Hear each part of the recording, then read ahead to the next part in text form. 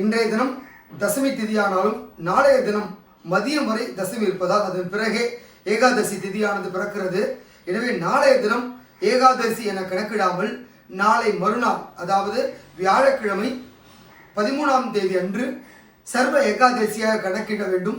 அன்றைய தினம்தான் ஏகாதசி விரதம் இருப்பவர்கள் அனுஷ்டிக்க வேண்டும். நாளை பிற்பகலுக்கு பிறகே ஏகாதசி திதி பிறப்பதால் நாளை மறுநாள் சர்வ ஏகாதசியாக கணக்கிடப்படுகிறது. எனவே வெள்ளிக்கிழமை என்றுதான் வைணவ ஆலயங்களில் பெருமாளுக்கு நடைபெறும் ஏகாதசியான அந்த விசேஷ பூஜைகள், திருமஞ்சனங்கள் போன்ற வைபவங்கள் நடைபெற உள்ளது.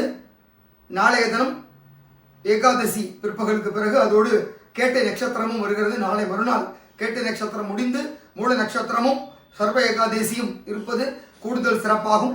சுக்கிரவாரத்தில் இவை மூன்றும் வருவது இன்னும் ஒரு சிறந்த செயல். எனவே வெள்ளிக்கிழமை அன்று எல்லாரும் பெருமாளை தரிசித்து மகாலட்சுமியுடைய அருளையும் பெருமாளுடைய அருளையும் பெற வேண்டுமா என்பதை கேட்டுக்கொள்கிறேன். நன்றி, வணக்கம்.